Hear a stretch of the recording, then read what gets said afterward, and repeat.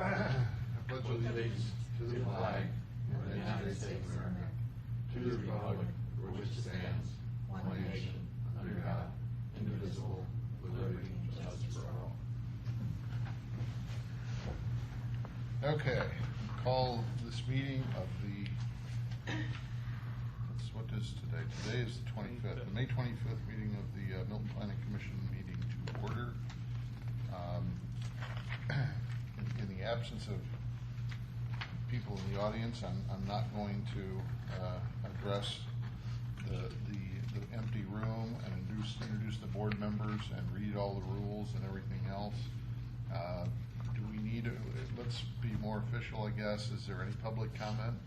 I'd like a motion to close public comment. So moved. Second. All in favor? Aye. Opposed? Okay.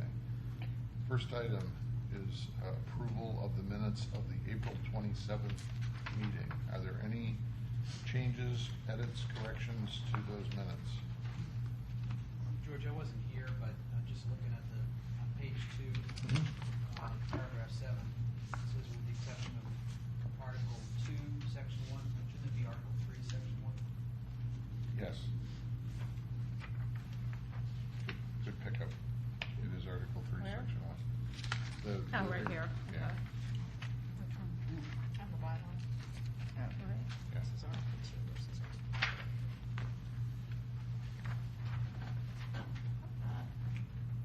Any other changes in those minutes? We have a motion to approve the minutes as amended. So moved. Second. All those in favor? Aye. Opposed? Robin, do you want me to just Oh, you know what happened. I'm looking change at that the- and initial it, or do you want to do something more than Um, that? yeah, just go ahead and initial sign the last you didn't page give and me I'll a- fix You it. didn't give me an execution copy anyway. Yeah, there were 2 of them up there. You did this one for March, and then you should have had an April one. It was right next to the. But there's no signature line on it. Oh, okay. I'll fix that, Okay. and then have you sign it the next time. Okay. Would you sound the first item, please? The first item is the proposed additional amendments to the City of Milton Planning Commission bylaws. So, based on further discussions at the last meeting and based on the rules or the requirements of the bylaws, there was some additional couple changes, and then I believe George had some changes to the proposed changes. So, if you want to go through those, George. I just had one, and in Article 5, Section 1, I think you should have a copy in front of you that's different than what was in the packet. In Article 5, Section 1, all I did was move the text that said, or as set forth by the approved meeting schedule, to a different point in that sentence, because it just read better to me. I didn't really change any intent there. So Article 5, Section 1, in what Robin put on in front of us, is the only change that I propose.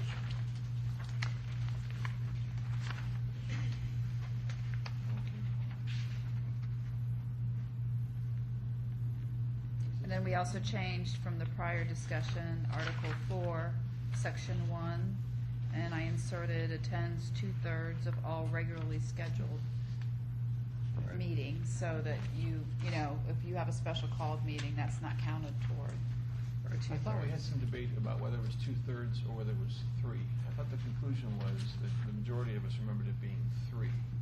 3 meetings were excused. The 4th was the one that was where it became an issue, and this doesn't reflect that conversation. Didn't we come to that conclusion? Yeah, I think we did, but 2/3 would mean you can miss 4 versus 3. Right. Yeah. Which I think is too many. I think Yeah, 3 is the right number. We did have that discussion. Now, I think the qualification of it by special call meetings is a perfectly good exception to that. We don't count special call meetings, but I'd like to go back to what I thought we concluded the other day, which was to hang at 3, not 4. 3 is acceptable. 4th one is when it becomes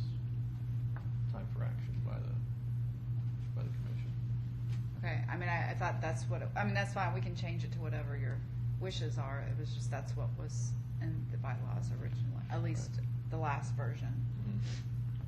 Any thoughts? I agree. I think it should be 3 on the fourth one. And You're up for discussion. yeah, and the action that's taken doesn't Yeah. have to be one for removal. It can be one where you have a firm discussion with the Well, if somebody, let's say, has been deathly ill and Yeah. finally recovers. Exactly. You're not going to throw them off on the fourth. right. Maybe. Yeah, maybe. Depends on. Yeah, I think 4 is a little excessive. Was it not 2 of 3? No, 2. My understanding was it was 2, and then the third one, you would get a slap on the hand. Because I feel that 4 is excessive. I mean, even 3 is too many, in my opinion. Are you talking about 3 in a year or 3 in a row? Oh, that's right. Well, regardless. Well, I mean, you know, let's say they missed the last, like, November, December, and then January. Well, that's unacceptable. Well, but whether it's 2/3 or 3 or 2, that's still okay, right? Because this is within a calendar year. Right. Okay. But they could miss, Could miss a quarter. yeah, they could miss one whole quarter if they, and I mean, and I think we talked last time, this doesn't mean that they're automatically out, because there could be Sure, medical reasons sure, or some other sure. reasons that people can't do that. I think it should be 3. George, that begs the question. Sure. What's it says failure to do so warrants removal. Yeah, by whom? The member is appointed by the city council. Exactly. I assume can only Yeah, no, you're absolutely right. Yeah, but it would call for action by us to recommend removal, I guess. and Where does it state that we would can be even then do taken that? up by the mayor and city council. And it may very well be that after we have a discussion, we may recommend it's not for removal. It may very well be, like to George's point, whether it's somebody who's ill, or whether there's another family situation that calls them to be away, whether there's a, It doesn't.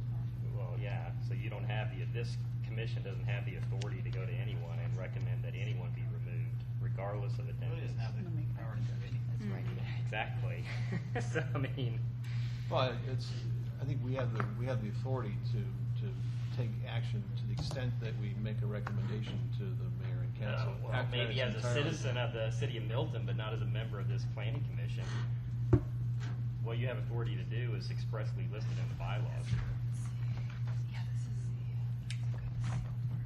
I think Chris makes a good point. I mean, if we're gonna change this, probably we ought to say that, you know, whether it's 2 or 3, we can talk about, but the commission Course ought of to, action. yeah, the commission ought to have, whatever power or authority we wanna exercise at that point ought to be articulated here. That's what it comes from the city. And I agree with you, no matter what we say, we're not gonna have the authority to actually do anything except make a recommendation. Yeah.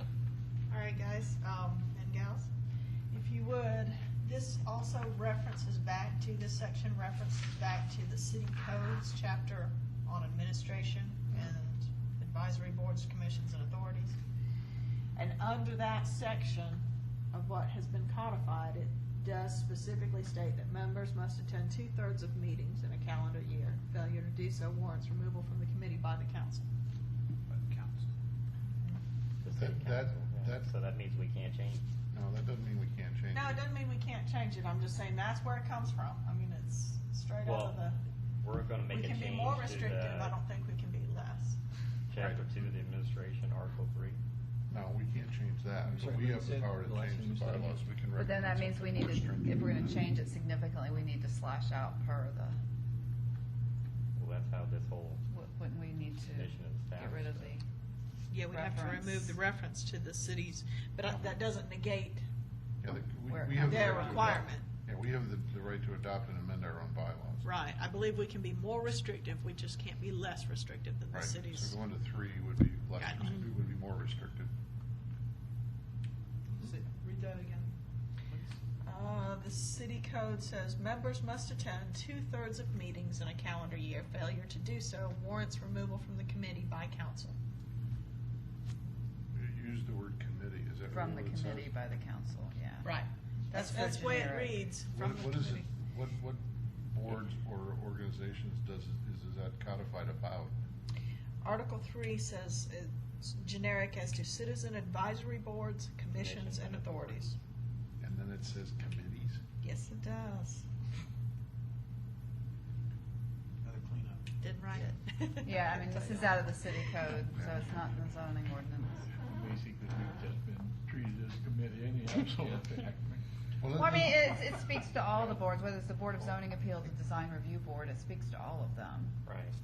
so. I just don't feel like you're, Well, we got two issues. One, do we want to do something more stringent than that and make it 3 times in a calendar year? And secondly, and I think Chris and Joe's point's an excellent one, regardless of whether we change that or not, it seems to me we should add language that says in the event that whatever that number is happens, that our action is to either recommend or not recommend something to the council.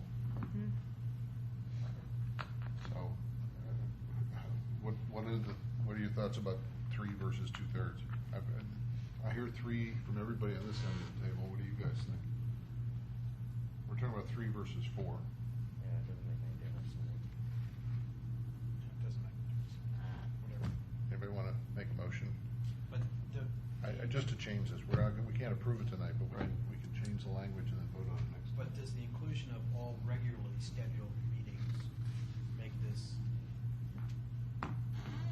less stringent than that article you just read, which says meetings? So I don't know. the ordinance you read says meetings. Mhm. You're It saying says regularly meetings. scheduled, which is less stringent than what the ordinance says. That's a good point, too.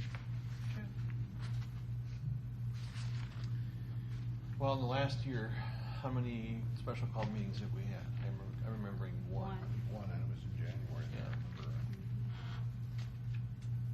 And that's probably not atypical. I mean, we have, Right. in every year, we've probably not had more than 1 or 2. Right. But, my issue, I think I missed 2 meetings last year, and I missed both those meetings because the dates were changed from what was originally set up. Mhm. And, I mean, I know what that says, but to me, we've all got other lives. If the meetings change and there's a legitimate reason not to be there, I just don't, I'm not saying this because it was me, I don't think it's fair to ask somebody to leave because we changed the schedule on them and they couldn't make the meeting. Mhm. So I don't know, maybe we're better off to leave it at 2/3 of all meetings and give ourselves that flexibility, I don't know. That might be, I agree. That might be the yeah. safer route to Yep. go. I And it accomplishes what we're after. Right. In terms of everybody having to pay attention to it. It doesn't make it so stringent that it's, makes it, non-functional. But I'm kind of like Jennifer, I thought originally, after 2, We had The third this one was- and the third discussion, one, we were gonna have to, so, but we had the discussion last year. yeah, but I don't know that anyone brought out 2/3 until I read this for the first time. When you presented it last Should we time. just leave it alone? Well, Leave it alone? What I'm, Yeah. yeah, We have- we well, have to change the- leave it alone with respect, so we need to put it back Back and to take what it out, was. take out all Take out regularly scheduled, but then add, what do we want to add? Failure to do so, Why don't we just echo the ordinances Mhm. that says failure to do so warrants removal from the commission by the city council? okay. That still, though, doesn't provide any basis for action on our part, even a recommendation. I mean, let's use a hypothetical. Again, somebody misses 2/3 because of a legitimate reason, city council decides they're gonna remove him. I would like us, being closer to that situation, to be able to say, we don't recommend this be removed because blah, blah, blah, right? Agreed. And I would like us to be able to make a recommendation when that happens, one way or the other, based on the circumstances. Mhm. Yeah, if we're silent on it, we don't have any authority to do anything. Right. If we put something in, I think it gives us the flexibility that we're looking for, where we can be recommending for removal or for saving someone if there were, what do we want to say? If a member misses more than 1/3 of the meetings, the commission may recommend action to the council. Yeah. Say it again, George. I think you said If an after, individual misses you could say more than 1/3 of the meetings, or say misses 1/3. upon Yeah. meeting, or upon missing, rather than saying if. It's upon the, Well, then that requires us to make some sort of action. I'd rather not say upon. Well, it should require some action, because it's not in compliance. you could say upon a member missing 1/3 of the meetings, the planning commission may Yeah, there you Yes. go. recommend Yeah, to. yeah, that's where I was Yeah. going. Okay. At that time. Can I give you some language? Sure, Joe's got it. Okay, so it's 2/3 meeting to the calendar year. Failure to do so warrants a recommendation by the planning commission to the city council that the member be removed. That's No. tougher. Yeah, that's tougher. It doesn't say you have to do it. Yeah, but warrants, It says, yeah, it can happen. yeah. I think I liked your language better, George. Yeah, yeah, that sounds like. It was softer.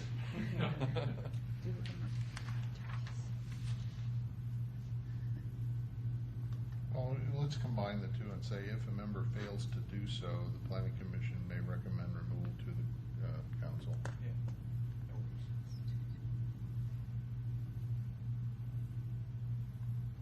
Members must attend 2/3 of all meetings.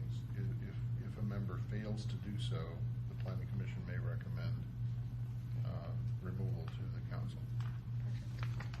All right. Yeah. Robin, you got that? Yeah. So we're dropping regularly scheduled, though. Yes. Yeah. And all. So just say 2/3 of the meetings.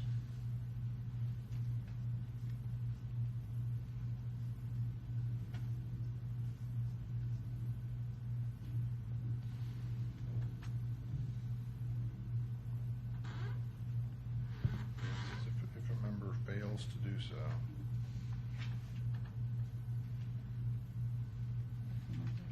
The planning commission may recommend Yeah. removal Right. through to the may recommend removal from the commission to the council.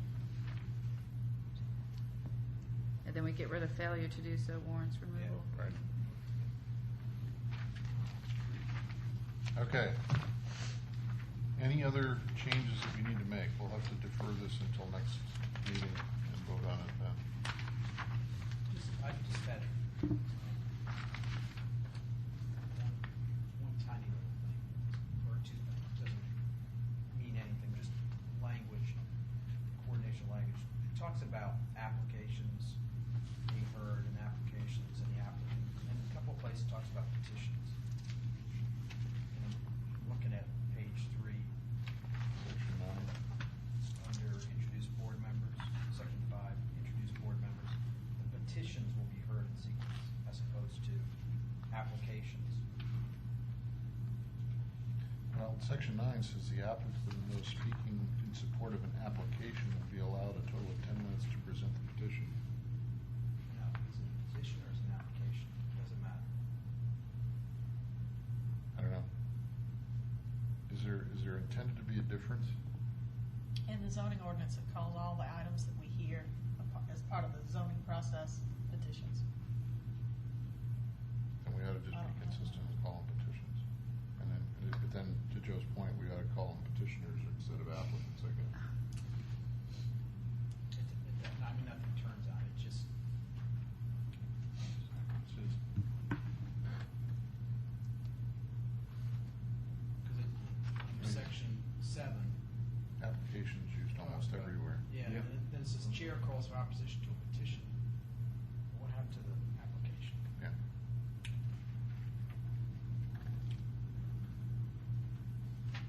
And the other thing was, again, nothing turns on this, just words, page 4, which is part of the instructions for the autumns. Third from the last paragraph says demonstration of any sort of change. Just, I don't know what that means exactly. Demonstration. I it's. Well, then it goes on to say, so please refrain from any applause, dialogue with the person speaking or outburst. Demonstration of any sort. It should be probably demonstrations, but Very precise word. this, help me, Robin, recall, with respect to these jury instructions, the only section that really is one that Ken has looked at and we need to keep in here is the whole idea about the campaign contributions, right? The rest of this, we would have license to reword. I suspect so, it's just instructions, so. There's gotta be a way to shorten it. Yeah. Well, unless again, I mean, there's some things, like the next paragraph talks about the applicant shall not submit material to planning commission during the meeting unless requested to by the, I mean, Right. there is some other instructions, it's not all, so, But we violate that almost every meeting. well, and I guess that's, I mean, as soon as somebody Well, comes up it's- and wants to hand us something, we Well, say, yeah, oh, thanks, and we look at Well, it. it's up to our discretion to whether or not to take it, doesn't it say that? No, it says the applicant shall Shall not. not. Unless requested to do so. By the So- I mean, you could commission, so we Assuming that basically you say we're requested it. requesting it, Yeah. and it's handed to us. Anyway, well, we can fiddle with this a lot if we want to. Well, but on that, are we gonna change all the word applicants to petitioners? It's up to you all. petitioners? Is that what we're I saying? don't know that we need to do that. Don't? That's my personal opinion. I know that it's we Oh, bounce back and I- forth, but I don't Sure know doesn't matter to me, that but- we've encountered any administrative issues because of it. We haven't been held up in our proceedings because of it. I think. You're talking to attorneys. I don't know that it really calls for any action. Like this whole paragraph could probably be struck, each application is for property file, blah, blah, blah. And that's actually an important part, Mhm. Chris, because it's giving them instruction on how to be compliant, and if they're not compliant, then they haven't met the city Well, then it code. wouldn't even be on the agenda to begin with. Let's do it one issue at a time. I mean, Joe, unless you object, what I'm hearing is not a lot of energy to make the changes to petition. I mean, I'm with you, although I would go the other way. I don't care whether this matches what's in the underlying ordinance. I'd rather have consistency. It looks to me like changing petition to application is gonna be the quicker way to do it. Change petition to application. Well, like in section 7, I would number find that- 6 and number 7, where it talks about an application in one sentence and then Yeah. talks about a petition in the next. But What this is like. it Well, looks I- like application is the most used term in here. If we're having a state of preference, I would prefer application and applicant to petition. and Robin, petition. could you just do a global and replace petition with application and be done with See it? what well, I'm just looking up the actual definition in the zoning ordinance, if that, you'd like to hear those. Sure. Oh, there are different definitions? Well, at least I've gotten to application, we'll see about petition, I'm sure there's petition. Application means a petition for approval. A petition means an application for the. A petition for approval of a zoning change, development permit, building permit, variance, special exception or appeal, or any other authorization for the use or development of a property under the requirements of the zoning ordinance. Means a petition, so I guess we could do it that way. Let's see if there's anything for petition.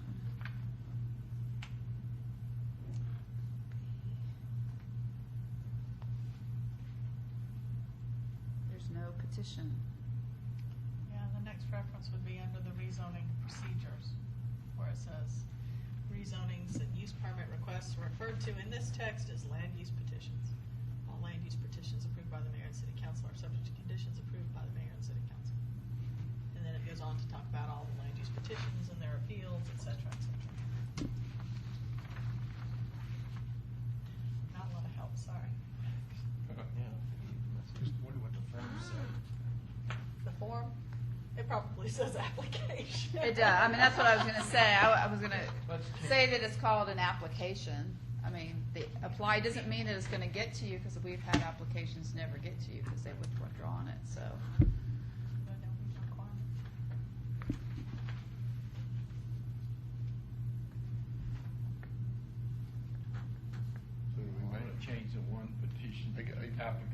kind of think of an application as a document, and a petition as a verb, or as a verb or an adverb, but I mean, they're petitioning us for something, right?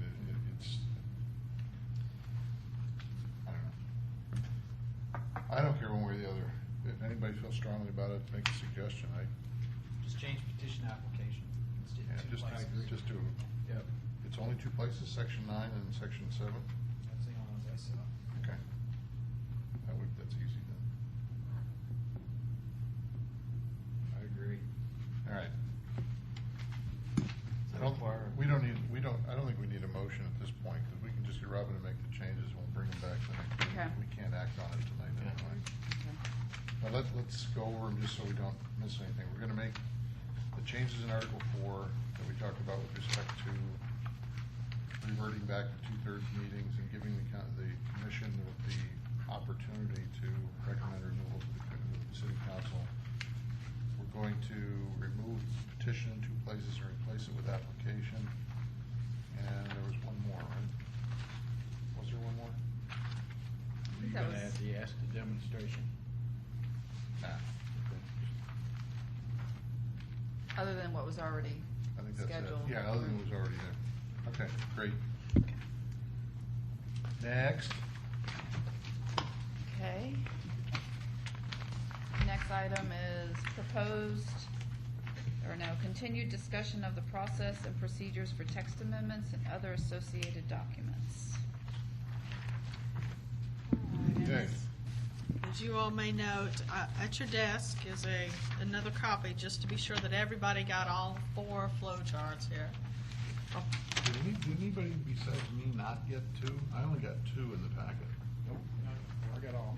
You did? I only got 2 in my packet. Sorry. I don't have my packet Well, with me. that's all right, we made I extra do, copies. I only got 2. And they're bigger, they're 11, or 8.5 by 14, so Yeah. a little Okay. easier on your eyes. Lynn, do you want to walk us through this? We really didn't do that last time. We hadn't had a chance to look at it, so do you want to kind of walk us through it? Right.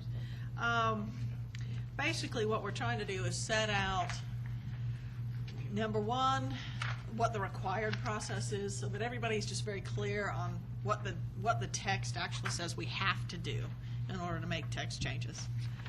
Then also to outline kind of the recent process we've had, because we tend to have more committees that really aren't referred to in the text at all.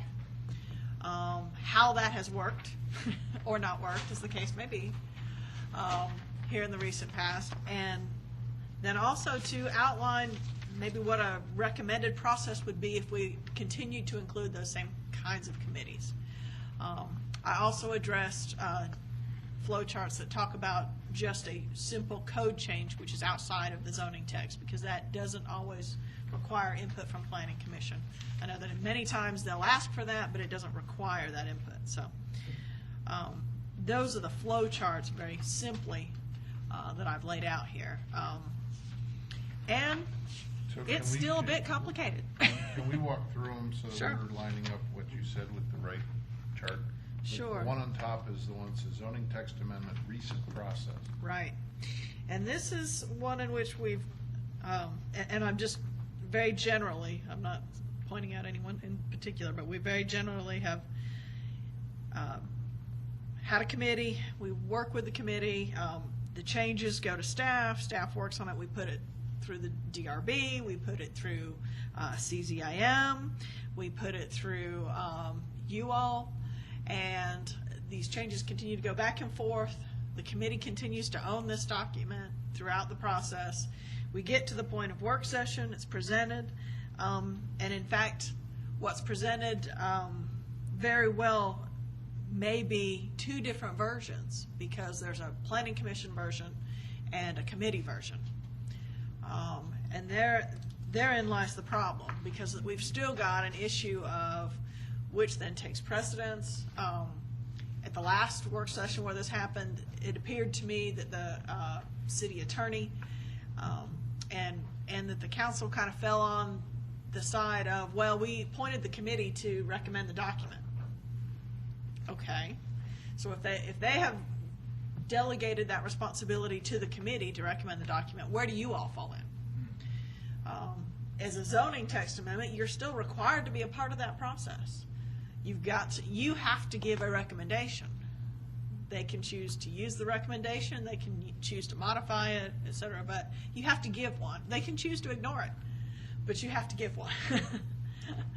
Well, I would add, in that particular example, we were equally charged with coming up with a recommendation. So it was an anomaly that we hope the process will now resolve. But, So, yeah. so the first leaf on this thing is that's the screwed up process that nobody wants to use anymore, so let's just forget it and move Yeah, on to the next. is there a better way, I guess? So the second leaf is what? The second So zoning leaf text is amendment the required process, right. Required in For- accordance with, In accordance with the ordinance we have now regarding zoning text amendments, got it, right? Not city code, but just our zoning ordinance. Anything that we're going to add or change within our zoning ordinance. right, It has to go to the CZIM and have a public meeting that way. Right. And then you all have to hear it and make a recommendation before it gets to Right. the council. got it. So, again, that one's pretty cut and dry. Right. Staff gets the comments and keeps plugging them in there until you all are satisfied, then we send it down to council. Right. Can we now jump to number 4 and skip number 3? Because let's stick with the zoning versus the ordinance. Okay. Well, number 4 in my packet is a new city ordinance or amendment No, with a that's number- committee. That's that's not the number one you 3 want. now. Okay. All right. Sorry. Let's go to the one that I want says. to jump to the one that says zoning text amendment with a committee recommended process. There we go. There we go. What I tried to do here was simplify it such that the committee could still own their document, but that you all would still have a direct recommendation go to council. That does, however, mean that council is going to get 2 documents. One that the planning commission, or might get 2 documents, yeah. One that the planning commission has produced and made a recommendation on, and one that the committee has produced. What I would hope is that it would be the same document. As part of this recommendation, I have suggested that any committee that would include potential change to the zoning text would include at least 2 members of the planning commission as members on that committee, voting members, so that it's not just an ex officio advisory. This is somebody who actually, takes part in this committee. And thereby, then, that sort of information can be brought back to the planning commission and reported on, and everyone is kept in the loop. Like I said, the intent here is that they wouldn't get 2, but potentially the council could still get 2 versions of an ordinance. I'm not sure how to make that any simpler without cutting out some of the responsibility of that committee. And I don't have the feedback from the council that says that they feel comfortable in doing that. Lynn, Yes, sir. in your experience and others, I'm not, these committees, and I know that's not our choice here, but is that common that they select these committees? And then second, if so, has, in the past, those committees had that power, if you will, to take it, even though we reviewed it, to city council? I mean, it seems to me it weakens the planning commission on the surface. Now, maybe I'm just upset over the past year that's happened, but that's the way it sounds. I mean, just pick a committee and out there, and they go do their work, and that's why I appreciated the idea of at least having somebody on the planning commission there. That this committee, out of nowhere, has a lot of power. Is In that my me, or experience, am I just? I'll say that I've not had an experience where the committee's proposal was so divergent from the planning commission's proposal. And I think in part because when they set up the committees, one of the things that I've highly encouraged, and it seemed to work, was I highly encouraged including folks from the BZA, folks from the DRB, folks from the planning commission, on any committee that would have any interest in that zoning text amendment. That tended to keep the divergence from getting too far out of field before we got to the planning commission. that's why, honestly, that I have recommended that process here, you know, keeping those members informed and back and forth. Because a lot of ours, when this came, was not truly the whole point of whatever the committee was. The poor, it was terrible. What they were going to present to city council. So I guess if we then would look at that and write our own with all the corrections that we made, I guess that's what we would do then. Well, isn't that what the required process is now? Or what am I missing? Since I don't know what the past example was, everyone seems to not want to refer to. We're not, it's the historic preservation ordinance. We're not trying to dodge it. Yeah, no. That's what it is. So, I mean, with this PC meeting held with public hearings, so that didn't take place? No, No, it did. This is what Lynn's described as the bare bones minimum required process, and what you see there is there's no committee involved anywhere. Outside of the planning commission, there's Right. no other There's committee. There's no separate committee appointed. Gotcha. And what's following this up is the introduction of a separate committee to look at or draft or write an ordinance, and how does that committee then interact with that process? And Okay. my view, quite honestly, is the charter and the ordinances do not give the council to grant a committee authority that supersedes the authority of the planning commission. And in my view, the way this is written, I mean, I'm all for having a committee like, whether it's historic preservation or trees or any of that kind of stuff. I think it's great to have a group of people working on that. I just think that to Chris's point, I think that when you look at the required process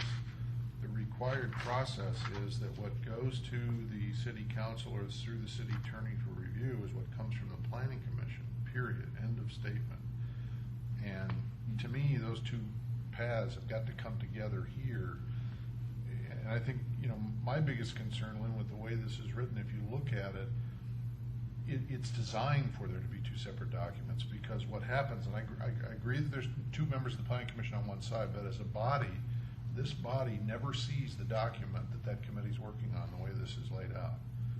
They work down the right-hand side, we work down the left-hand side, and never the twain shall meet until they come together at city council. And that to me is promoting it to be worse than it even was last time. Right.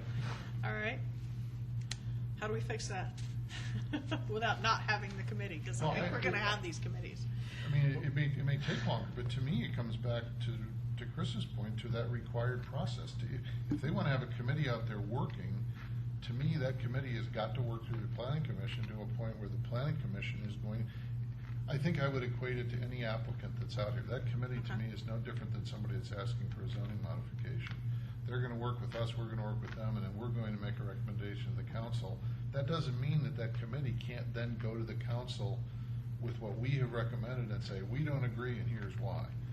But working this whole process in parallel to me is, that's like saying we're going to work on our own plan for the gas station and let the applicant work on his own plan for the gas station. We'll put them both in front of the council and they can decide which one they like best. Well, I like the way you described that, George, because if you think about the committee working as an applicant would, they have to follow a process like anybody else would, and there's going to be hurdle points that they have to clear. But if it's going to address something that is under the authority of the planning commission, ultimately the planning commission needs to have sort of the last right of refusal before it goes before the mayor and city council. And to George's description, what I liked about it was at the end of that, if the committee does not like what the planning commission puts forward, they have the opportunity to stand as the opposition in the case of a hearing as an applicant coming before it. The planning commission becomes the applicant, and the opposition is just that, and it completes the process. Where ultimately we have to own, like the mayor and council own it. We have to be able to take those actions that are being defined by the committee's work that we then have to weave into what we do if it's addressing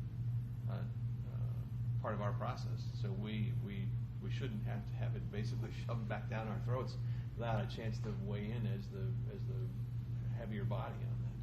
It almost seems like the committee is really the citizens initiated proposal. Exactly, that's what it is, Where a that group of box should citizens. be. And then it just follows the.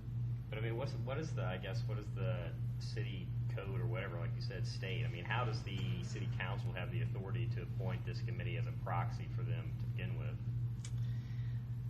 I Is it think the they, same code that we looked typically, at I think before? That was where they're I was at, appointing them as Chris. advisory committees. They're not appointing them as proxy for their authority. But So they're not advisory. under Chapter 2, Administration, Article 3, they're not an advisory board, commission, or authority? No. I don't know that they're even a board. I don't even think that they've got that much, because it's an ad hoc committee. It's put together for a reason, for a Specific purpose, specific yeah. purpose and a specific time frame. So, I mean, and again, for all this, is this all just to educate city council on what they should be doing? Well, I mean, why are we Well, reviewing we this? had a Let- process that yeah, didn't there work was an very well issue. last time, and it's still not Yeah. over. there was an issue. And we actually asked Lynn to put this together because, and historic preservation was the worst one, but it's not the only one. I mean, we went through the same Tree. thing with trees, we went the same So thing they with somehow thought they signs. had more power than what they, well, again, they don't have any power necessarily, like I said, other than just collect opinions and present one. Well, it isn't just that, Chris. I mean, what happened in some of the other cases is that they would give us something to look at, and then while we were looking at it, they would go through a work session and they'd make changes in it, and we would never know that they'd made changes in it, and we wouldn't catch up with that. And so we were working on one thing, they were, Yeah, so and it's nor- really trying to get the whole process clarified. And nor would the changes that we made to Ever ever be reflected to them to have a chance to weigh in on. So it was a. And it's still in limbo, I guess, wouldn't that? Was that Both versions are being presented from the Yeah, I- So what historic we're looking for is preservation for any of ordinance. these committees, whatever they are, to fall under the purview of the planning commission. Mhm. That's a good way of As- putting it. As they would address things that come under our purview. Right. Right, just like anyone else. Right. Any Doesn't, it citizen doesn't that's grant looking us to make any a authority change. to address things that are not under our purview, but yeah, if it does, then for sure, it should come back to us. Do you think it would be more helpful then to insert maybe a joint work session with the committee somewhere into this process? With the council. No, with the committee and the planning commission.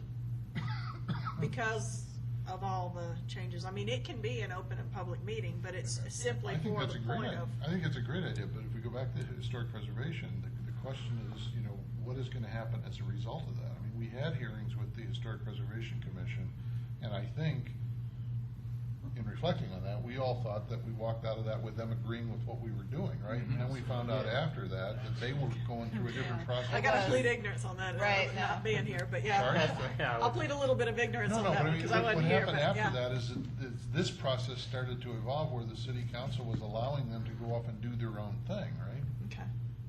Has any commissioner heard from any councilman regarding any of this, not that specific issue, but No. the No. process? No, No. Okay. No. Okay, I just wanted to see if you had heard anything different. no. And you said you've gotten no feedback at all from the council. No, not at this point. But I think that if you all make a proposal and a recommendation, I will be taking that as policy recommendation to the council, and then, we'll get some feedback during a regular meeting. That would be like a staff report kind of thing. Well, I don't think I hear any of us saying that we want to take away any authority to appoint those ad hoc committees. It's No. just how do they fit into the existing process?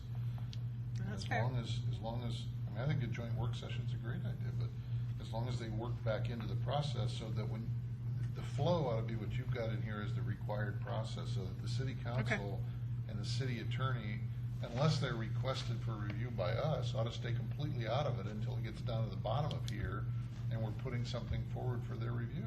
Right.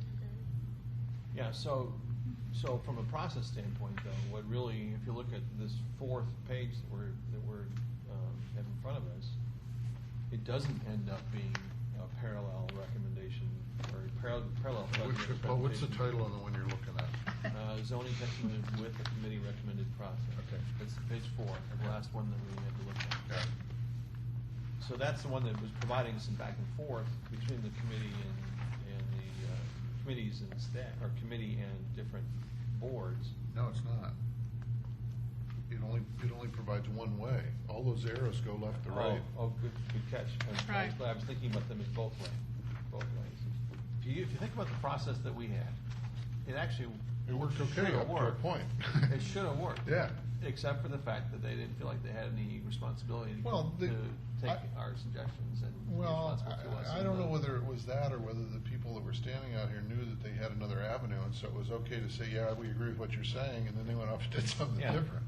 I mean, if they were like an applicant where they felt like they had to get our approval on something, to me, that would have been kind of the Right. end of that, right?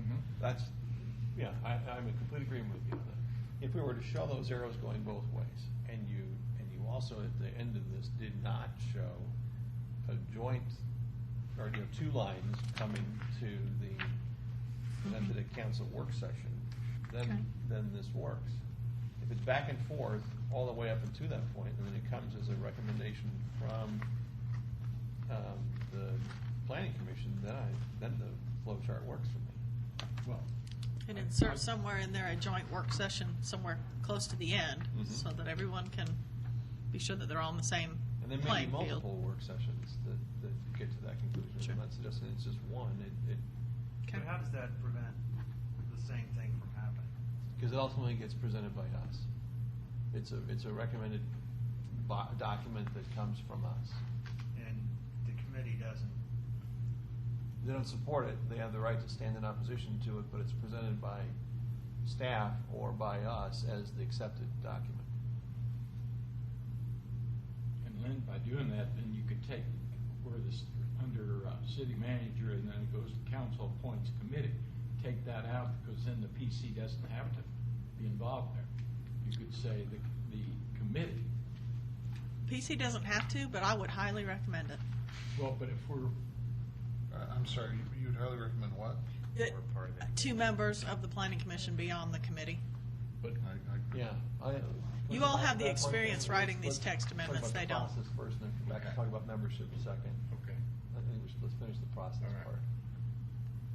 So, what I was saying a minute ago, I think the process would work, providing there's the back and forth, whether it's one work session or multiple.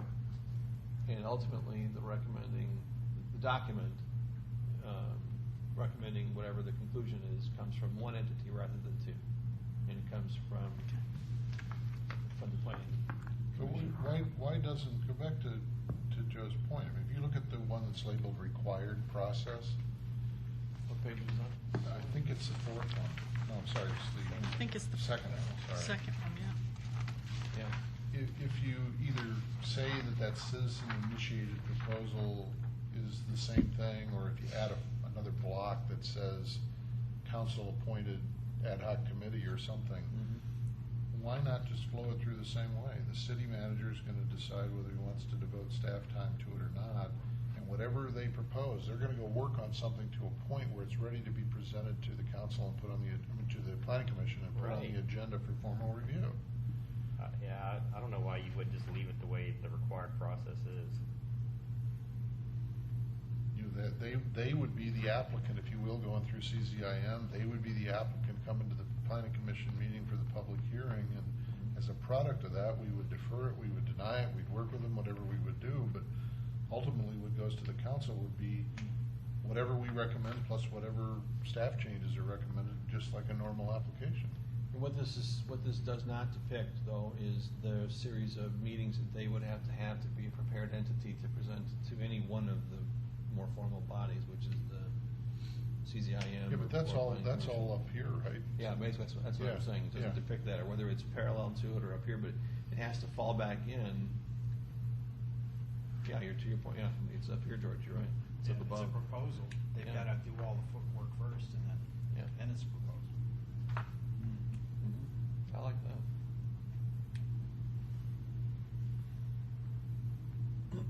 I mean, maybe that you move it up one notch so that the city manager decides whether he wants to put staff time in, and so staff's working with them to the point where they actually have a proposal that's worth presenting.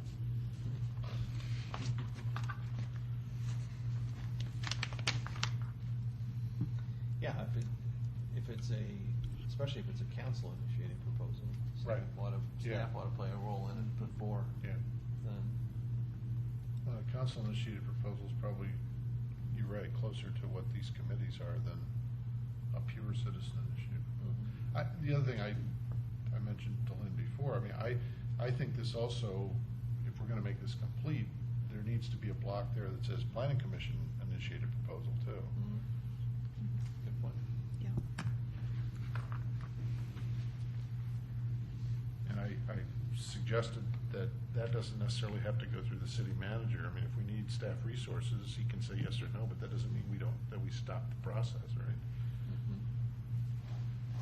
Do you see a situation where you wouldn't need staff resources to do a text amendment? Well, staff resources from the standpoint of drafting and preparing, maybe not. I mean, you guys are gonna have to get involved in the process, but I don't think the city manager should have the authority to decide whether a proposed zoning text amendment should be put on the agenda for the planning commission.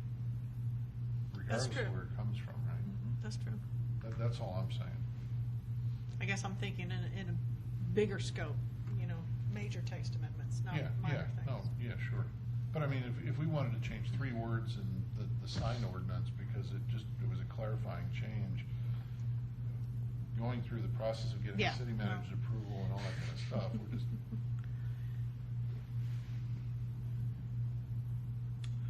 So where do we want to go with this? I think you kind of hear some consensus up here in terms of a process. I think I hear what you're saying as far as the process goes. How do you feel about appointing members of the planning commission to the committee as well? Do we Let's wanna ask keep the that obvious- portion? Let's ask the obvious question. How would they be appointed? Yeah. Yeah. Appointed volunteers, appointed by the mayor and council, or appointed by the planning commission. How I've seen it done is that the chairman will ask for volunteers from the planning commission, and then the planning commission chooses from those volunteers or appoints volunteers from the planning commission Well, to I can serve see if on it's a that popular- It's committee. your turn in the bucket, Paul. Yeah, if it's a popular topic, Guess you which got one you 5, you got. got 7 hands in the air, that's one thing. If it's an unpopular one, you got no hands in the air, then who gets the short straw, you know? Yeah. That's how I've seen it work. Yeah, and some folks have had to take the hit and handle the junk ordinance or the and things like that. Well, It's just not I'm sure we popular. could probably set it up that way, so we could ask for volunteers, and if there are no volunteers, we can keep a schedule on a rotating basis, and, we can get past that. Yeah, maybe it doesn't necessarily say that it's the same person, but it's a member of the planning commission, 2 members of the planning commission are present at their meetings to constitute a quorum, or something along that line. I think it'd have to be the same person in order to If you've got a vote. What volunteer, text are you going great. to put that in? If you're I mean, what document, or, I mean, where are you going to put that language? Yeah. Well, this would be policy. It wouldn't be Codified. codified. Yeah, this would just be Yeah. the policy of the council should they choose to approve what we're proposing. But to finish the point, George, if you've got a popular committee, you're gonna have people who probably would wanna be on, you're gonna have people who are gonna be committed to it, and you're not gonna have an attendance situation. Yeah. If you've got an unpopular agenda item, it may very well be that it takes 7 of us to find time Yeah. to have a regular presence, and it's just it's the responsibility of those on the rotation to report back to the PC when it's your turn in the barrel. Of course, if we modify the process the way we've discussed, I don't think that report back to the PC becomes as important as it would have Right. been under the other process. Right. Exactly. Right. Yeah, because there would be a scheduled work session as a part of the process. And I don't know that, to be honest, we have had the luxury in more recent months of fewer things on our agenda, and it's taken less meetings, it's taken less hours of preparation. Think about some of the years past where we've had hours of preparation because we've had a very extensive agenda, and we've had long meetings, and we've had the requirement of briefing meetings before, and it's a very different commitment.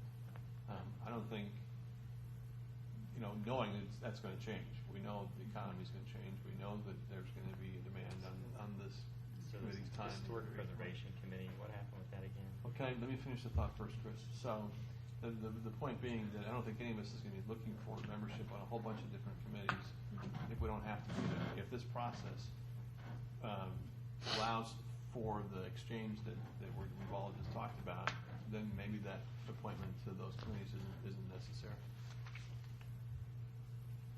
Because it's gonna be forced by the process. Potentially, that's true. And that takes that unique that all the way out of there. So, I'm sorry, Chris, I didn't go back to you. Still. What- So, what city happened- council decided they wanted to make some change to what?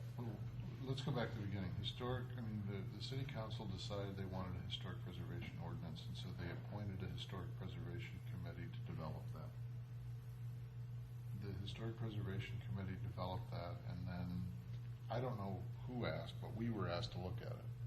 Although we were charged to by the. Well, it's because it was a Right. text amendment to add a new To add chapter. in the zoning Yeah, ordinance. so you were required So to. we did that, and we had a lot of changes. As Fred pointed out, a lot of them were just, it was very poorly written ordinance, but we made a lot of changes. We had several meetings with, and I think we even had a special call meeting. We invested Yep. probably in excess of 10 hours as a informal meetings. And to be honest, we thought we had gotten to a point where we had something that, because they were here, right, Right. talking to us, that they agreed with what we were saying. And then what we found out was a few Including days. the investment of the city attorney being here, as a Correct. paid attorney. Correct. On city hours to invest in what was intended to be the concluded document, but then was still tossed to the wind when it went back to the Historic Preservation Committee. They didn't like what we put forward, Right. with the benefit of the city attorney weighing in as well. And then the council gave them the opportunity to bring what they thought it should be in front of them, and didn't take what we had recommended and brought it in front of them, and it just got all convoluted. And still. And I don't know that anything's ever been resolved. No, it was on. No, supposed to have it been was on approved. for first reading, but I have to tell you, very similarly to what I've set out here, I gave them both versions. Yeah. Planning Commission version and their version. I gave them the minutes from the Planning Commission meeting where you all discussed it. So, And they've to got your a full defense, too- picture of what you all had intended and asked for. And to your defense too, Lynn, you did a nice job of trying to represent the stuff that evening to the mayor and council as to what the planning commission's conclusions were. But where I took some offense to the process, not what happened, but the Understand. process was that it was a presentation by the Historic Preservation Committee, and then the mayor and council are responding to their presentation, rather than having an equal weight of what could or should have been presented by the planning commission, whether it was physically presented by us or not. It didn't seem to have the same weight or value in the assessment of the information that night, because they were hearing the presentation of the Historic Preservation Committee. Well, and I wasn't there that night, but my understanding is that it was presented by them as if we had agreed or approved. Well, yeah, that was No. the personal Well, offense that I took. Yeah. Exactly. Yeah. And That's what. I tried to make that clear, but It was, it was presented as if we had agreed. There had been an agreed Right. to compromise. Compromise, was I the think word that was we the used. word, yes. And that was, and it couldn't have been further from the truth. I happen to agree with Paul. I think if we can go back to the process flow the way it should be, I don't see the need or the energy in this group to invest 2 people in every one of those things that comes up prior to actually getting it officially. But let me make one other point on that. You all do have the benefit of looking at the ordinance regularly and the ordinances that we have regularly. You know how they're put together, you know how they're worded, you know from field work here in the room what happens on the ground when you write these things.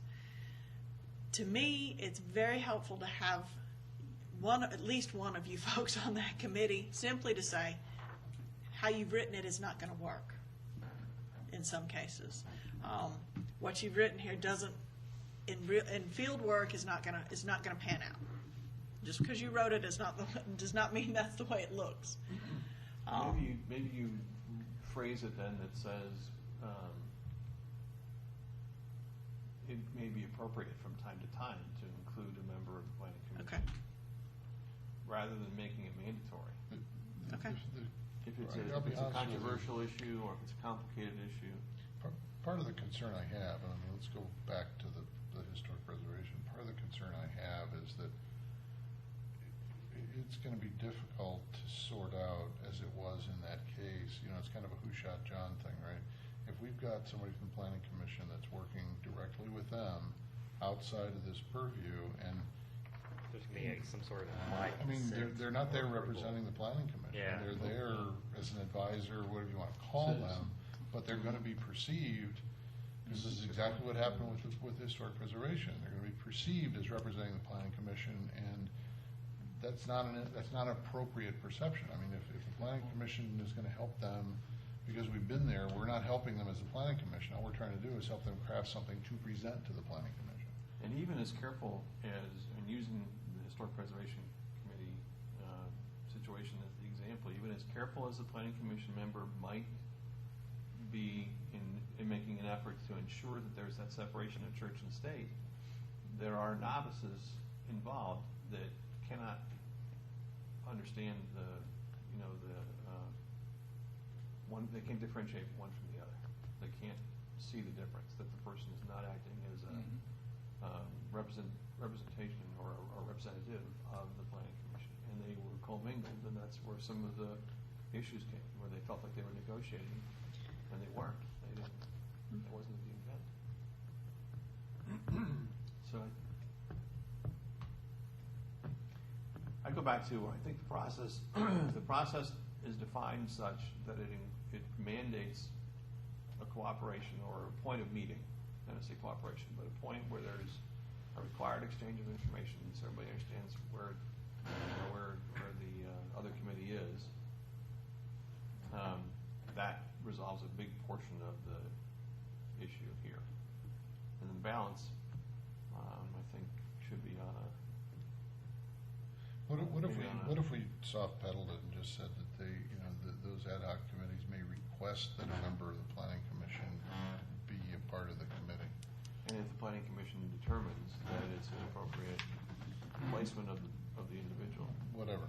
I mean, we do that where we say, it's not something we want to get involved in, go do your work and bring it to us later and we'll weigh in at that point. Yeah. Or we might say, gee, that's a really important deal and we want to commit 2 people to it. Yeah. And it's, And there's 2 people that want to commit to it. yeah, yeah, and it's at our You still discretion. have the same problem, going back to your point.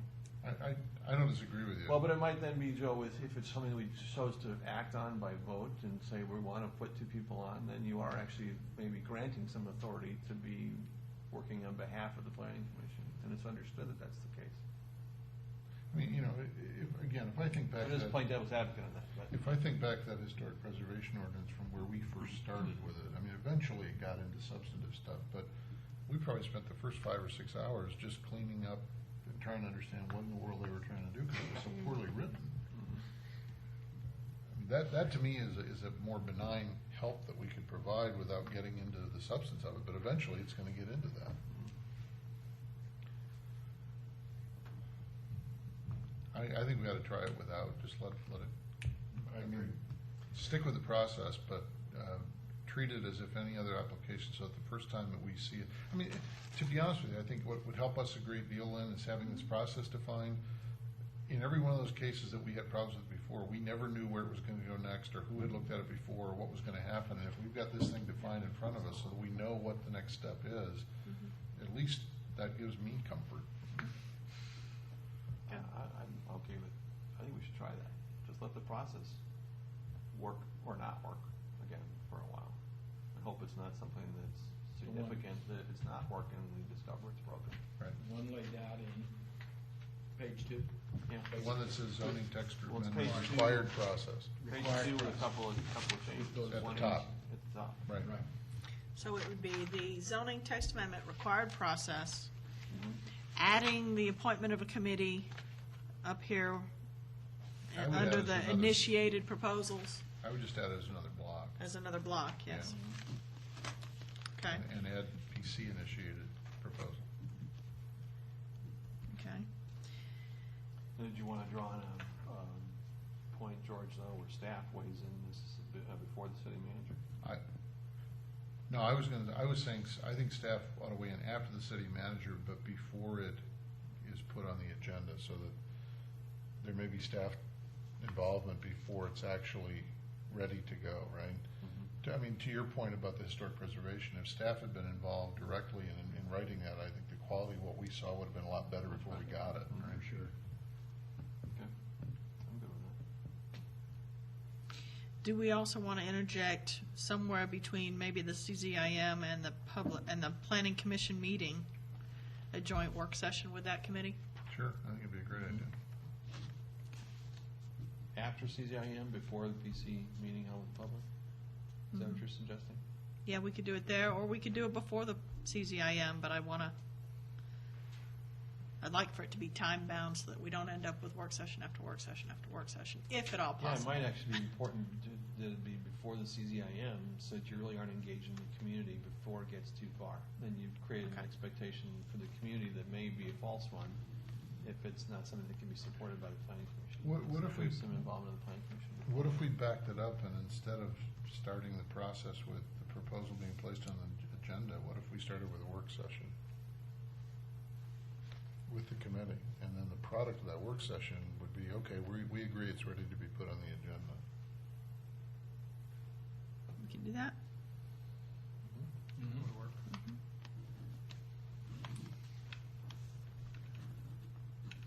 Yeah. And then we're going to leave kind of loose that a member may be, that the committee may request a member of the planning commission to be appointed, Yeah, I- we- or we're just not even going to address that? I'll just leave it silent. Okay. Yeah.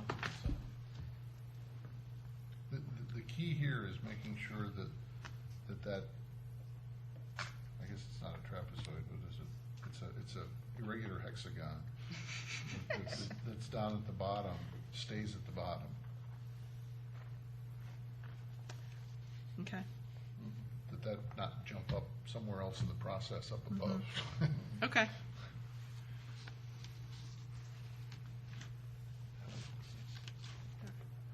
Okay, do you need a motion from us, or do we, I mean, 'cause this is ultimately just input for you to take to council, right? This is just a policy document. I think if we've got consensus on this, I'll prepare it, get it to a point where I can present this to council as part of my staff report Okay. and ask for their consensus on it. If they've got any major concerns, that they bring those up. Are you gonna do it through a report, or should this be an item on a work session so that we can help them understand our point of view?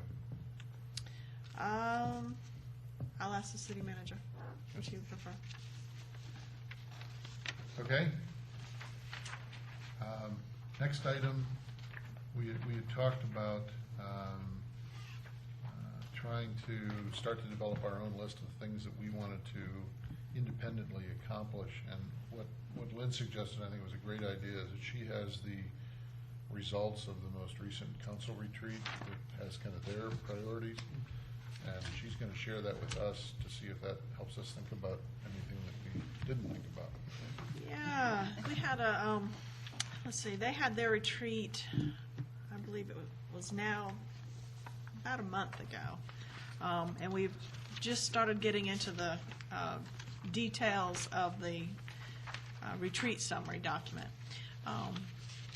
At this retreat, the council was asked to provide an overview of the strategic and systems thinking and strategic process, including how key performance measures can be established. It included identifying the key roles of the council in leading strategically. Those are more internal for their use. What the things that include us really are the next three particularly. They were asked to identify the key stakeholders and what they considered their key stakeholders, the needs of those stakeholders and the requirements for the city of Milton, to validate the current vision, and then to identify priorities for the city of Milton for the next 3 years based on the needs and requirements of those key stakeholders. So, in going through that, and they did this for a couple of days, they defined key stakeholders as those who will gain the most from the successes of the council and those who will lose the most if you are not successful, as well as those who believe that if their interests are not being addressed, they could or would work against you. So, interesting parameters for those stakeholders. Did they exclude themselves? Good.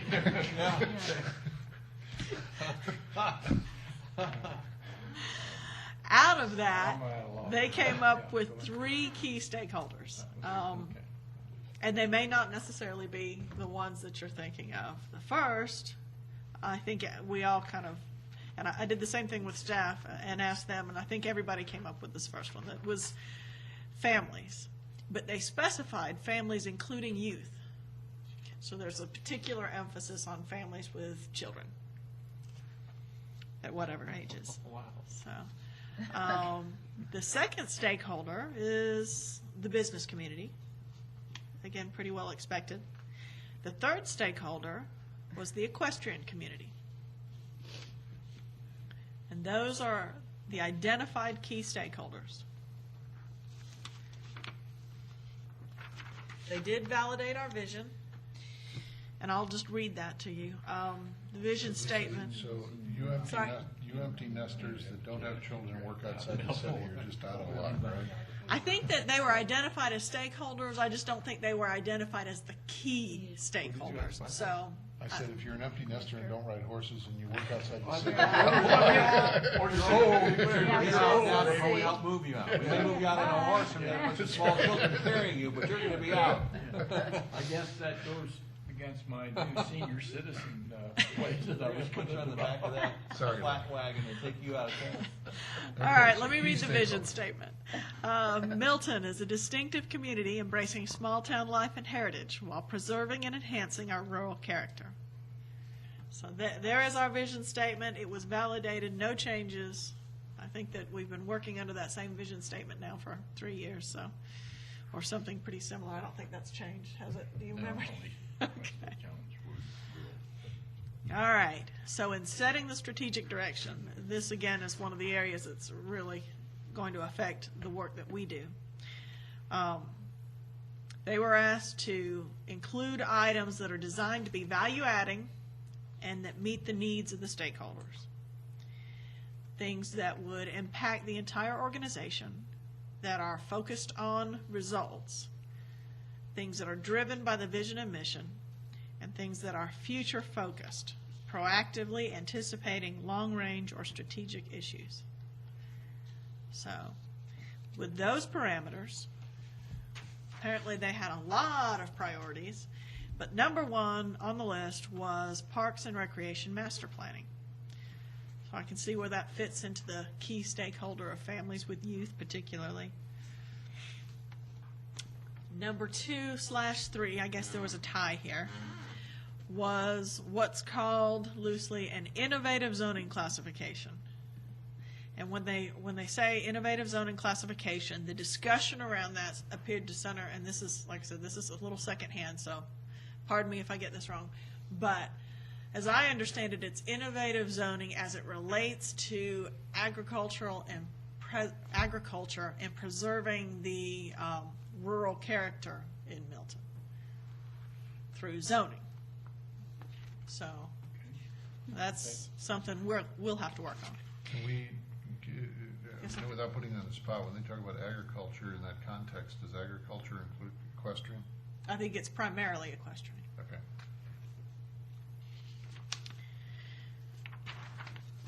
The other tie for 2/3 is the acquisition of land. And again, that's specific, I believe, to city facilities and parkland.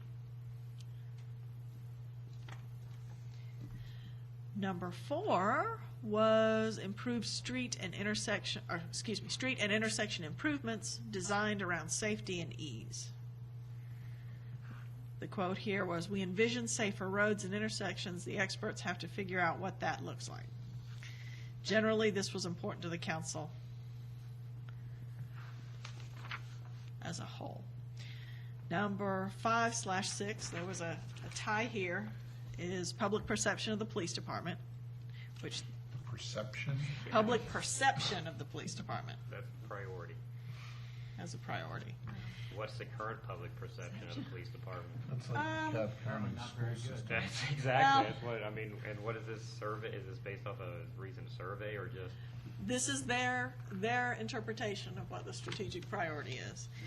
And again, the quote here is, we need to figure out how to make our police department and its officers part of the community, not just policing the community. They want an image of the police department that is a participant in the community, not just an But it's enforcer. strictly police, it's not public safety, it's. No, police. it's specific to police. Okay. The other tie is something that will affect us as well. Business and equestrian-friendly policies to encourage both. So, policies. So, this to me intimates an economic development plan or plans with initiatives that address both the agriculture and equestrian community, and preserving and enhancing and encouraging that, as well as businesses. So Not we've mutually really got two exclusive, far though, ends is of the spectrum. I'm sorry? They are mutually exclusive. They're not intended to be in harmony. It does say Business-friendly business, business and Policy equestrian-friendly friendly. policy to encourage both. So, I mean, it doesn't necessarily mean together. I don't see how we could do them. I mean, I know that they're two ends of the spectrum, but I think that they both have to be addressed in parallel. They may not necessarily always merge, but they would at least be addressed in parallel. There is, and that's why I was clarifying, because they And can be again, very I different. wasn't at the council retreat, so I'm giving this to you secondhand, but that's what it says. Independent policy. That it? There were some other strategies that got votes but didn't make the top 10 list, as it were, the top 6 list. Those strategies that got a couple of votes were, number 1, improve the quality of life of citizens. Number 2, more business-friendly in our actions, which was kind of, I think, captured in that last one. A more streamlined permitting process, highest level of service, promoting a sense of community for residents and businesses, economic development help for businesses. And then there was a list of That got one strategies. vote? I'm sorry? I got one vote. They got a couple. They got a couple. So how come the Milton Herald hasn't picked up the fact that improving the quality of life for our citizens is number 7 on the priority list? Yeah. I'll remind you that we're still being recorded. I understand. Beyond that, I don't know. I will also let you know the strategies that got one vote were create a Milton Community Awards program, better laws for the equestrian community, create a Milton Loves Businesses program, focus on environmental protection, communication plan for stakeholders, and determine needs for future City Hall. So, in a nutshell, those are the priorities.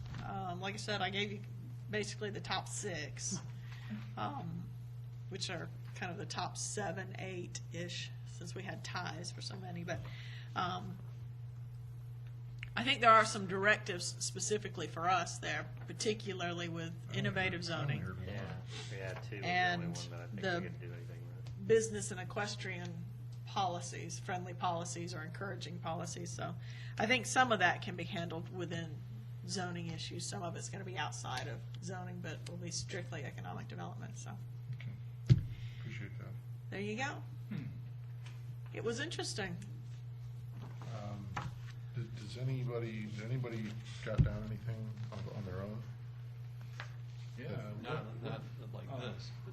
Oh, no, not like that. I didn't mean like that.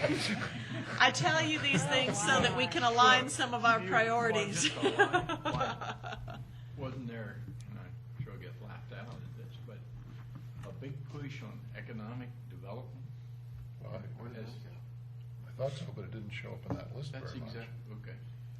So I wasn't too far off on base on that. Well, I mean, I jotted down a few, just maybe I'm at the wrong end of the spectrum here, but one of the things I jotted down was to finish the work we started on the landscape business, that definition.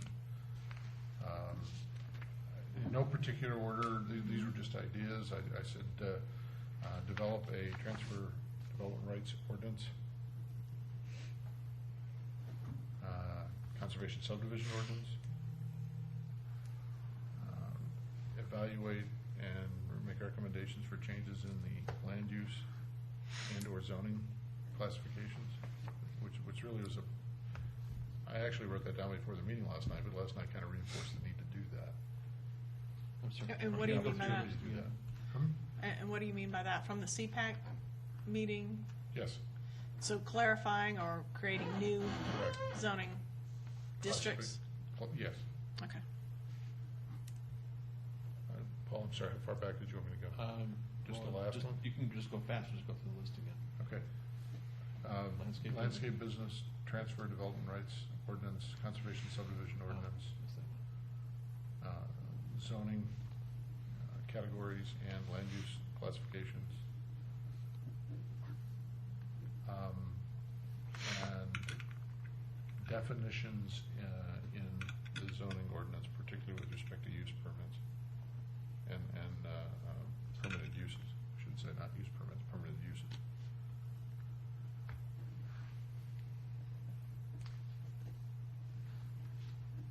Can you give me a little background on that one? What, the last one? Yeah.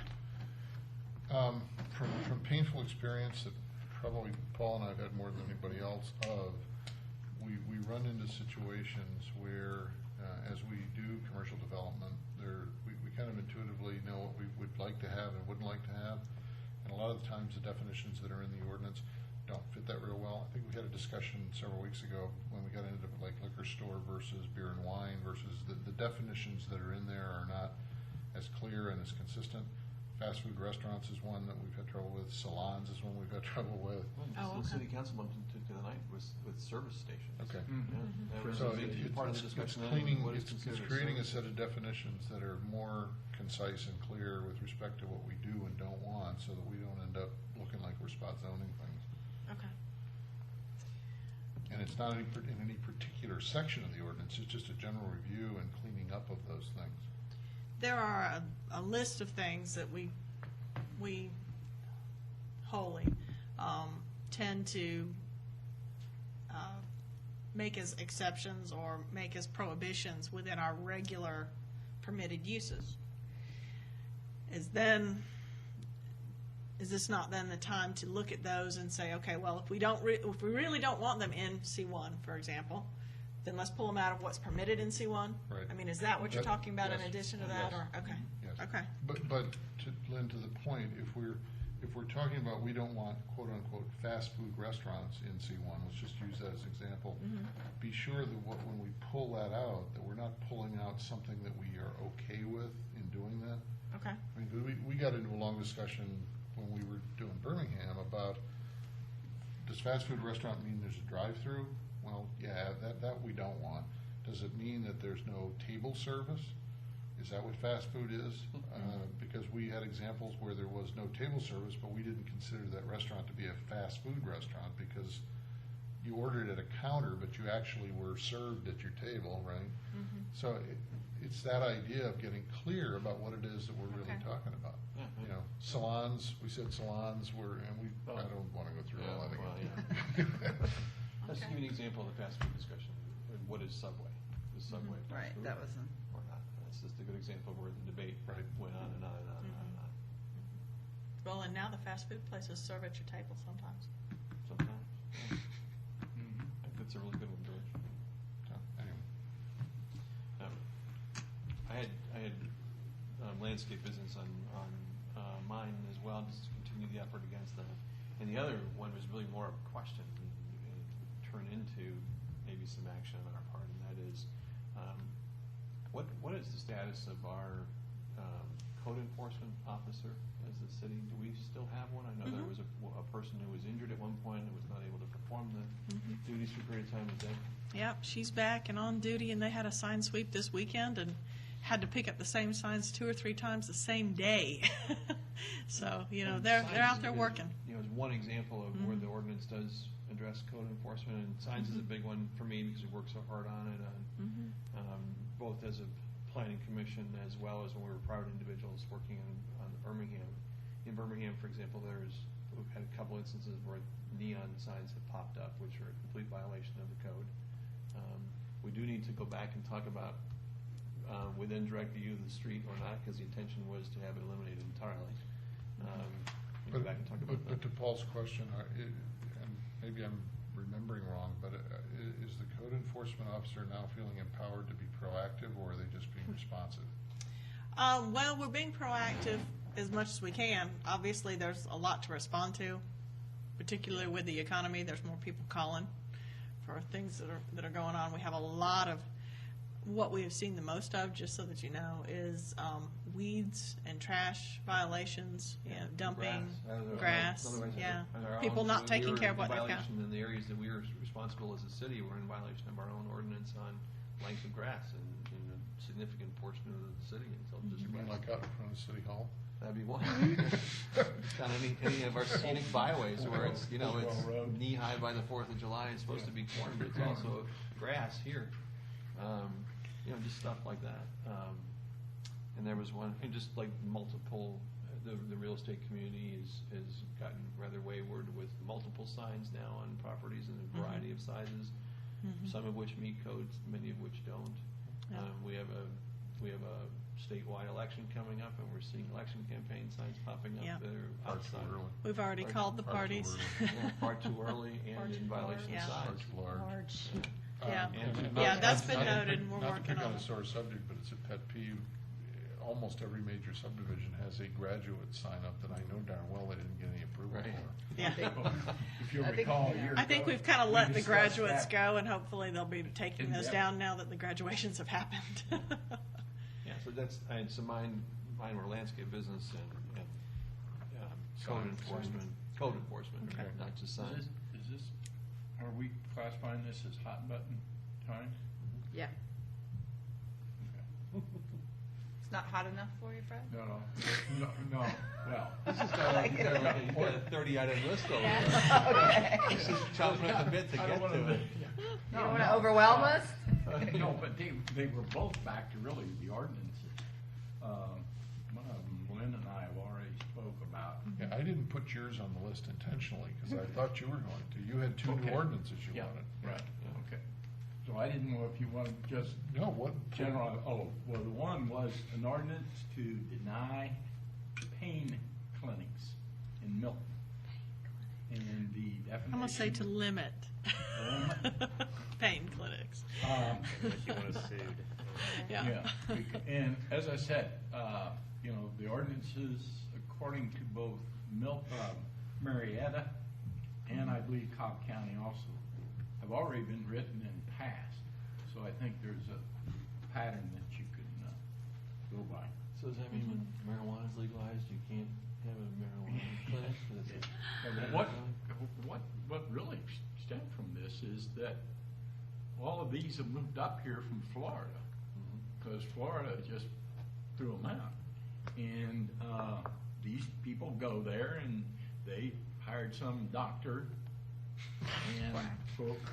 and he writes the scripts and out the stuff goes.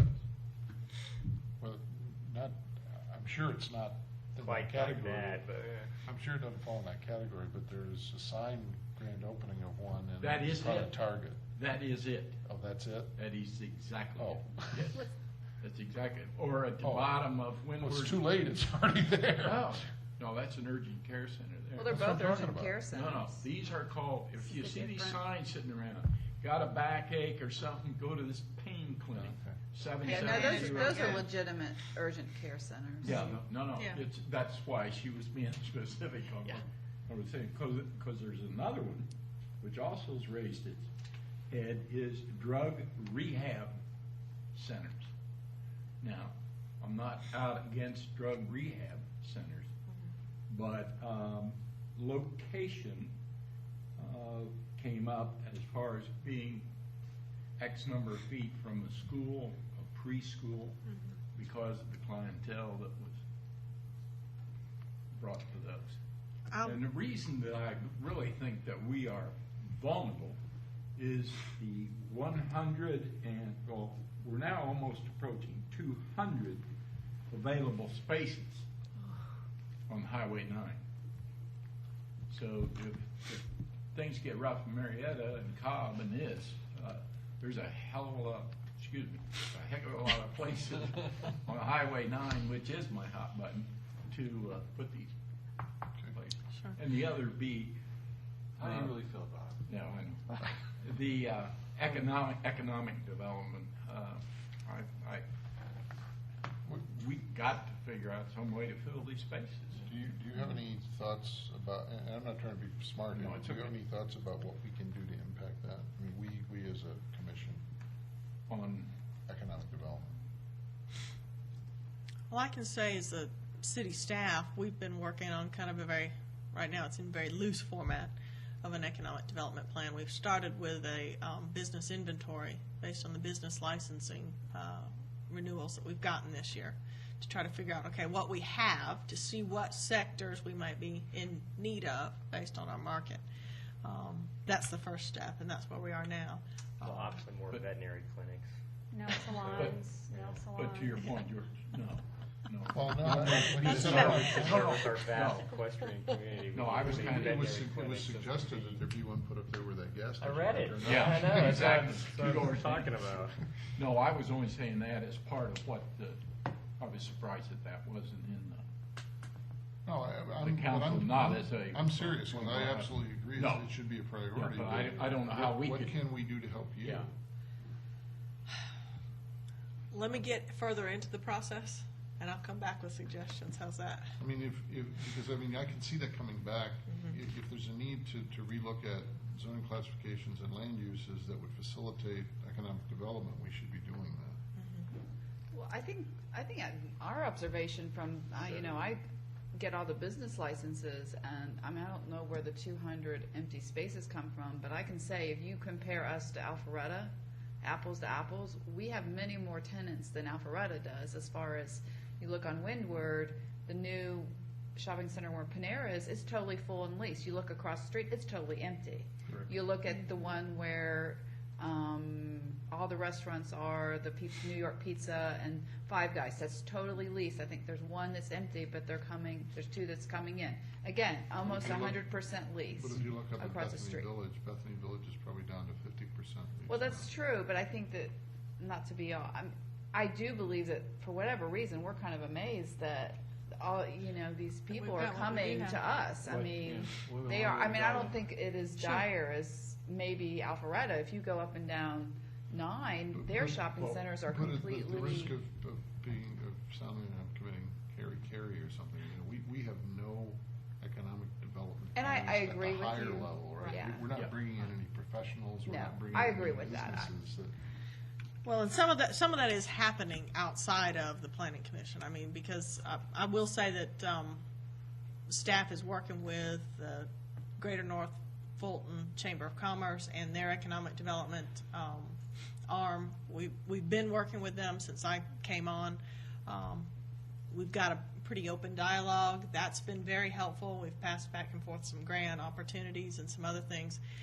Those things are helpful. We're working now with them on a branding initiative for the whole of the North Fulton area, Milton included, and then also how we morph that into our specific branding initiative too. So we're getting there. It's Well, I just, tell you, yeah. Lynn, just what you've said, I think the public needs to know a little of that. I mean, Mm-hmm. not saying, okay, we got this company coming or not coming, but I think that will help, because I hear it all the time, people saying, my God, on Highway 9, it's terrible, all these empty spaces. Mm-hmm. And it's coming across that we aren't doing anything. And I think those type of things should be, get a great speech writer and whatever to put a few good words in the middle. We Do you can have do that. anything else on your list that you want to share? No, this other one, this is a question only. And that was, whatever happened to the senior citizen housing unit and that we, Over here. yeah, off of. nothing's happened. I mean, they still own it, and they just haven't developed it, Okay. so, yeah. That's all. I mean, we Obviously. no longer have reversion clauses. Yeah, exactly.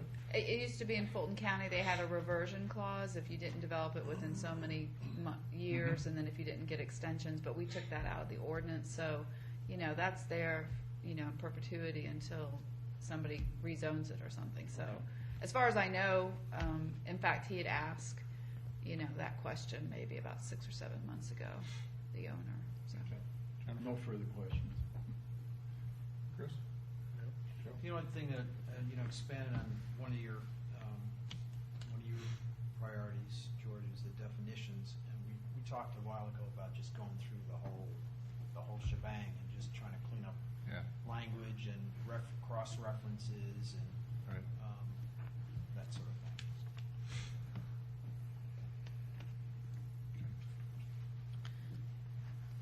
Can staff give you our list? Sure. Robin? Okay, I guess one of our top items is the sign ordinance, sign programs dealing with, directionals within a mixed-use development, but in general, just the whole sign.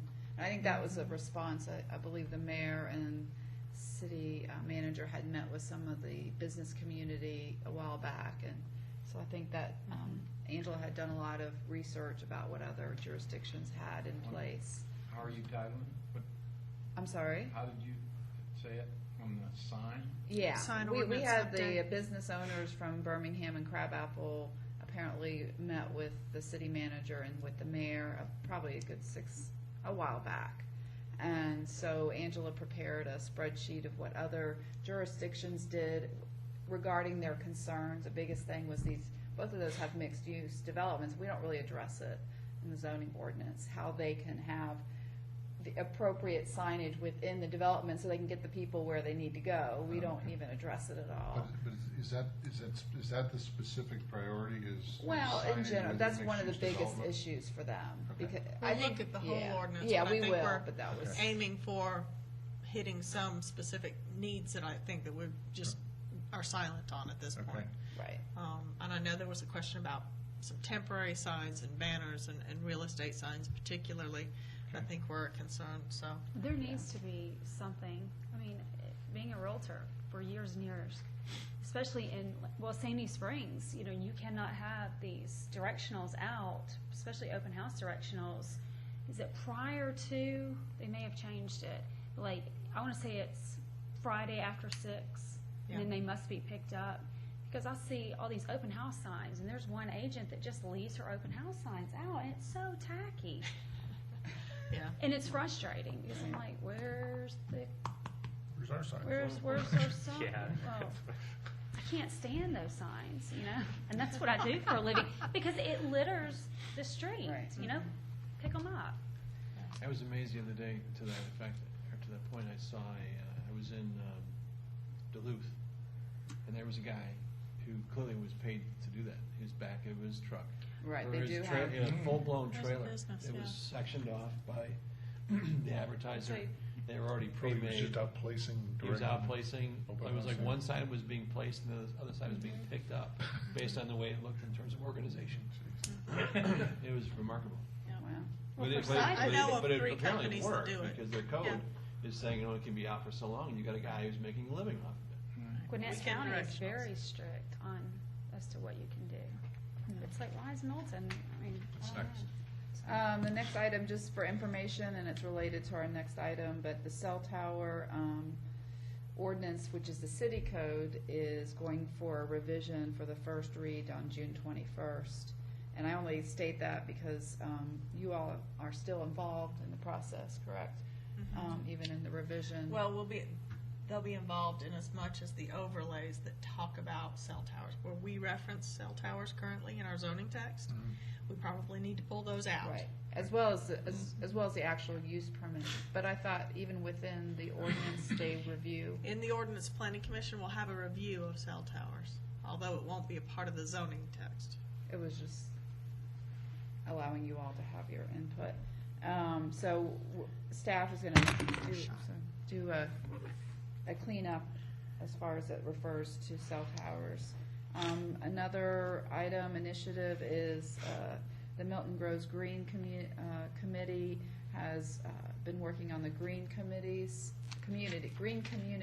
designation, and it's a pretty, lengthy and intricate and involved process, but it'll involve some possible text amendments as far as how it involves trying to become a green community. So that's kind of down the line. We also had the landscape business use permit, also as well as some other type of agricultural related uses, urban farming, urban gardens, wineries, farmers market. We need to deal with, right now, this is just a small thing, but in the MIX zoning category, you're not allowed to do a farmer's market. So we want to fix that. That's kind of just a more easier thing, but I think, We Lynn, aren't? we Are do not. not allow it in MIX. They're allowed in C1, C2, and M1. I think is- What is that? Yeah, That's what. is, Yeah. It means the crabapple one that we could, like, that Tim and those folks were trying to start last Right. year. What were the two you can't do ags? it, but Urban it's- ag? Urban Right. farming / urban gardens, I didn't realize they could not do that. wineries, just looking at Community gardens, community yeah. gardens. We don't really have a place for community gardens. I know the Parks and Recreation Director has had a lot of inquiries, where can we put a community garden, But- that type of thing, so. Okay, so I think that's about it. Great.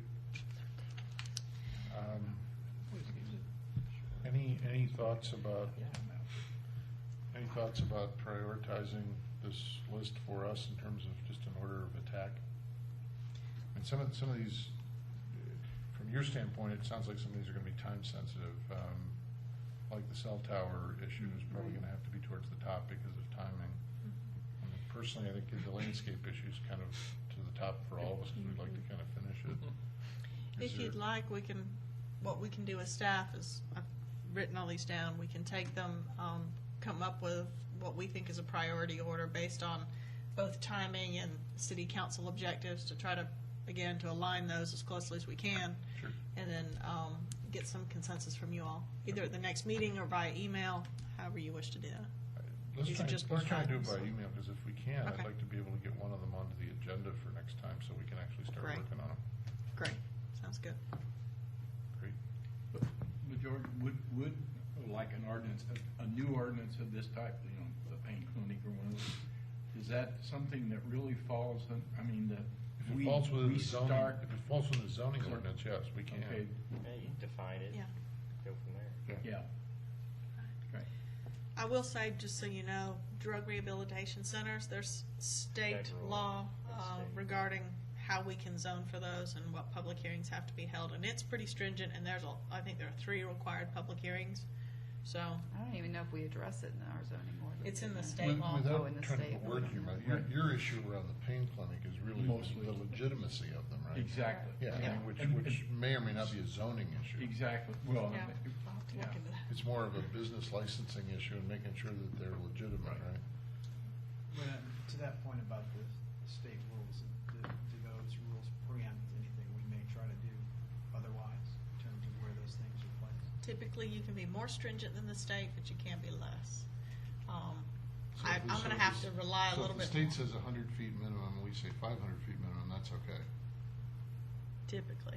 But again, I'm gonna caveat that with, I think we really are gonna need Ken's help as a city attorney on that, because there is other federal legislation involved, so. Well, I'm sure talking description of drug rehab centers, are they attached to hospitals? There's a lot. Well, that gets back to what we were talking about before. We talk about that kind of like we all know what we're talking about, No, but we but- got to put it in writing so that it's very clear what we're talking about. Right. Okay. Anything else for the good of the cause this evening? Did someone clean the junkyard up that I live next door to, by the way? Talking about I know, Boat again? Mark, It is now a boat, a Volkswagen, a tractor trailer. Oh, my goodness. Yes. Mark's been, What's that? that's, Is it Volkswagen bus? I'm looking for one of those. by There's Highway one 9, but sitting it's right next next to door. their condo Oh, I development. didn't know. It's Yes, an if you empty are. field. See Gordon Hunt. A And Mark's Volkswagen? been. Yeah. No, like a working little red on bus.